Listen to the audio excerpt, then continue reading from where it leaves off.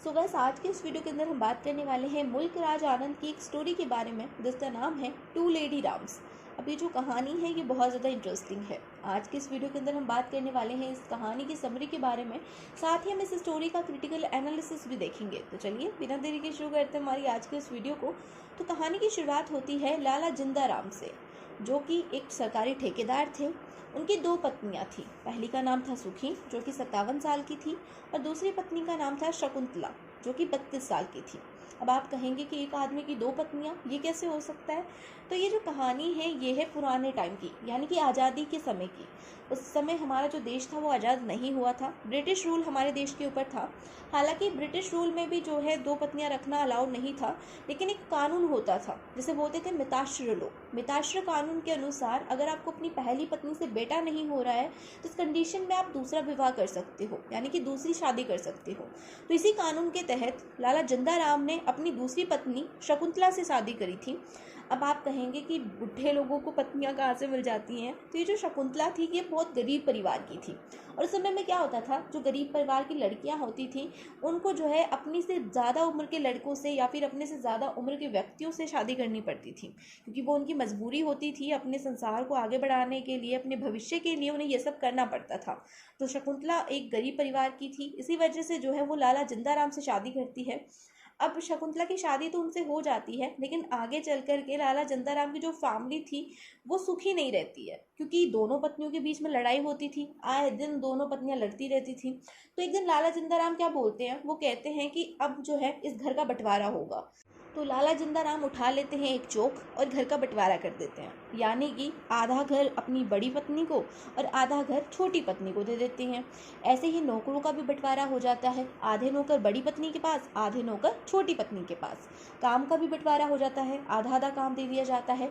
अब बचते हैं लाला जिंदा राम। तो लाला जिंदा राम बोलते हैं कि हफ्ते में आधे दिन वो अपनी बड़ी पत्नी के साथ रहेंगे और आधे दिन छोटी पत्नी के साथ रहेंगे।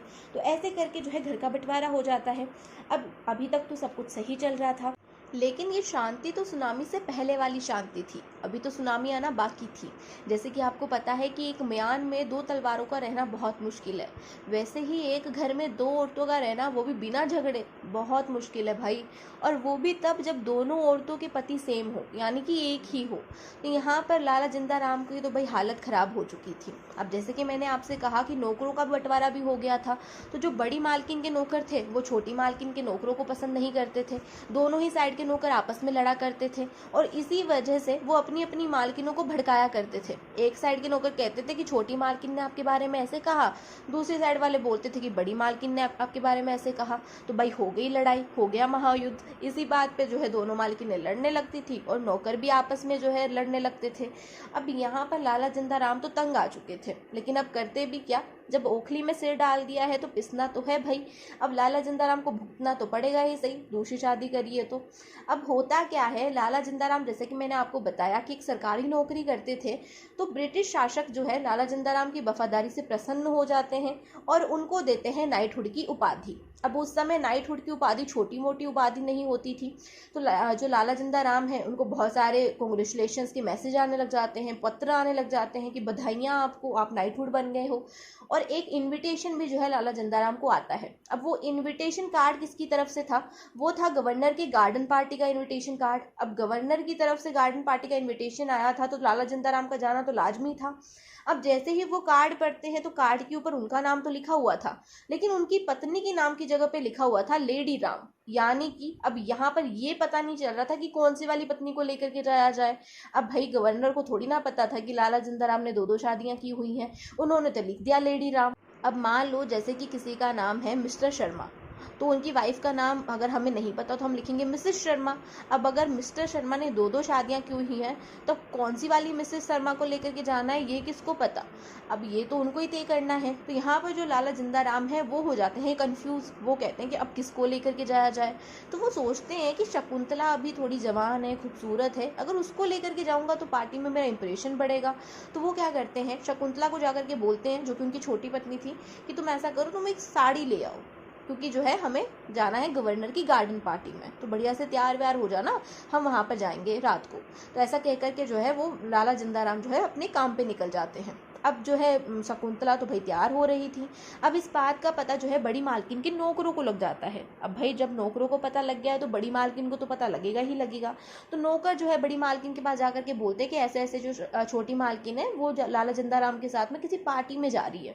तो भाई हो गया हंगामा। जो बड़ी मालकिन है वो जो सीध उन्होंने रखी हुई थी, मतलब घर का बंटवारा किया हुआ था, तो जो चौक से लाइन बनाई हुई थी तो उस लाइन को पार करके वो जो है छोटी मालकिन की साइड आ जाती है और उसकी चोटी को पकड़ के खींच करके बोलती कि भाई तू तो अभी अभी आई है, तेरा क्या हक है पार्टी में जाने का, पार्टी में तो मैं जाऊंगी।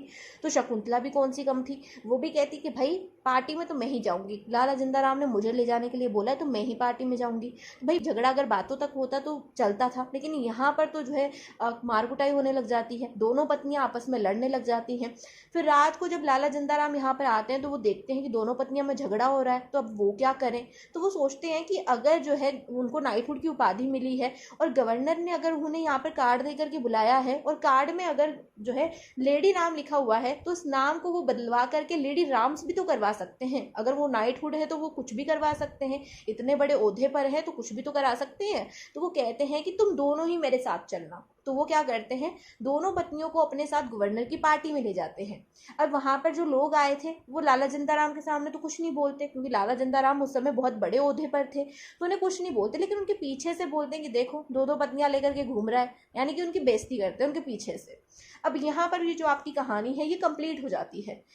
अब अगर हम इस कहानी की मोरल को समझने की कोशिश करें तो ये जो कहानी है ये सटारिकल वे में लिखी हुई है उस समय की गवर्नमेंट को क्रिटिसाइज करते हुए। क्योंकि लो क्या था, लो ये था कि आप जो है 2 शादियां नहीं कर सकते, लेकिन अगर आप अपनी पहली पत्नी से बेटा पैदा नहीं कर पा रहे हो तो अपनी संपत्ति को बचाने के लिए आप दूसरी शादी कर सकते हो। तो यहाँ पर हुआ क्या, पहली जो पत्नी थी उसके इमोशंस हर्ट हुए। अब अगर वो अगर वो बेटा पैदा नहीं कर पा रही है तो इसमें उसकी क्या गलती है। और दूसरी तरफ जो नई पत्नी यानी कि जो दूसरी पत्नी आने वाली है वो गरीब घर की है, उसकी भी इच्छाएं खत्म हुई हैं, उसको अपनी से दुगनी उम्र के व्यक्ति के साथ शादी करनी पड़ रही है एक बेटे को पैदा करने के लिए। तो दोनों ही तरफ दोनों ही औरतों के साथ में यहाँ पर जुल्म हुआ है। और इस चीज़ को रोकने की बजाय जो गवर्नमेंट है वो मिताश्र कानून ला करके इस चीज़ को और बढ़ावा दे रही है। इस बात के ऊपर ये कहानी लिखी हुई है और ये एक सटायर है। तो होप सो आपको ये कहानी अच्छी लगी होगी।